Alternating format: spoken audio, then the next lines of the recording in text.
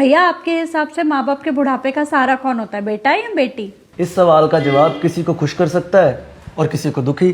तो आप अपना जवाब दो ना। ऑब्वियसली बेटा। क्यों? क्योंकि बेटा ही सारी उम्र माँ बाप के साथ रहता है, बेटा ही पैसे कमा के लाता है, परिवार को भी संभालता है, तो हुआ ना बेटा माँ बाप का असली सहारा। मम्मी आप बताओ। मेरे हिसाब से तो तेरा भाई ठीक कह रहा है, बेटा ही बुढ़ापे में माँ बाप की लाठी होता है।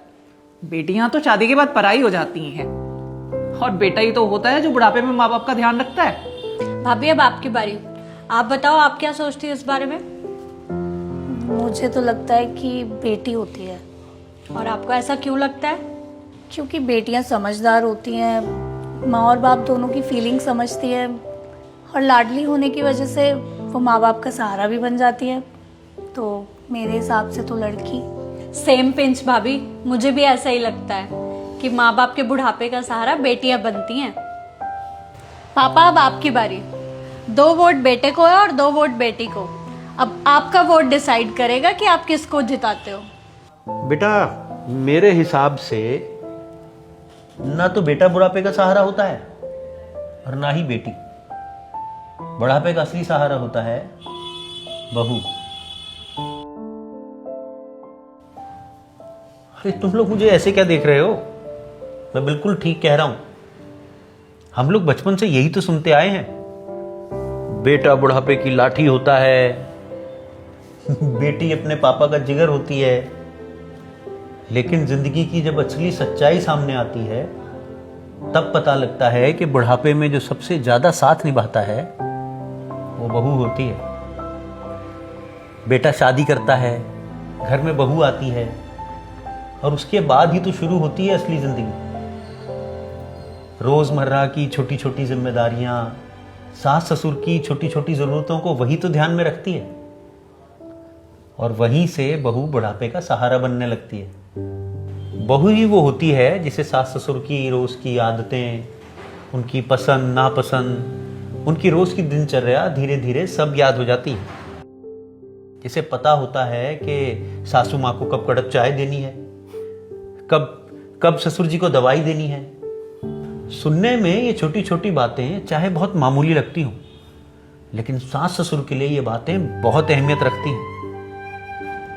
जब सास ससुर कभी बीमार पड़ जाएं तो बहू अपने 10 काम छोड़कर उनकी सेवा में लग जाती है।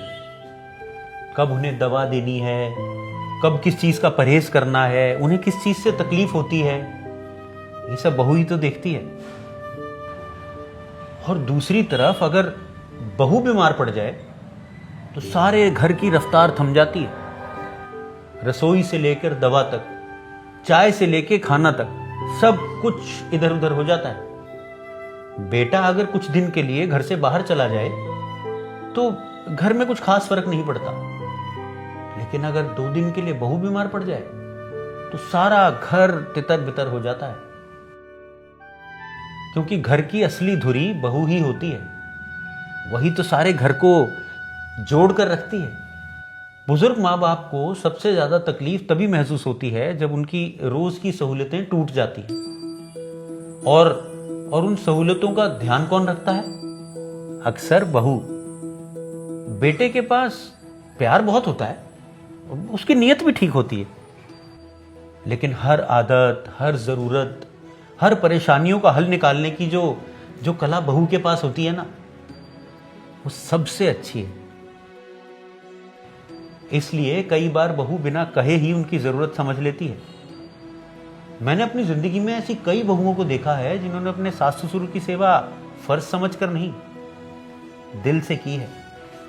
उन्होंने अपनी रातों की नींद छोड़ी है, अपनी थकान भुलाई है, अपनी परेशानियों को छोड़ा है, इसलिए कि उनके सास ससुर को कोई तकलीफ ना हो। इसलिए बेटा, बुढ़ापे का असली सहारा तो बहू ही होती है। मैं हर सास ससुर से कहना चाहता हूं कि आप लोग भी अपनी सोच बदलो। बहू को सिर्फ जिम्मेदारी समझकर मत देखो, उसे गलतियों के तराजू में मत तोलो।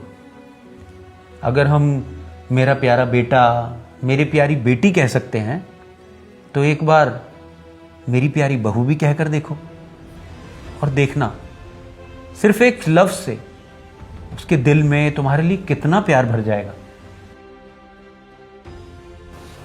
बहू की कमियों को तो हर कोई देख लेता है, लेकिन उसकी अच्छाइयों को पहचानना भी उतना ही जरूरी है।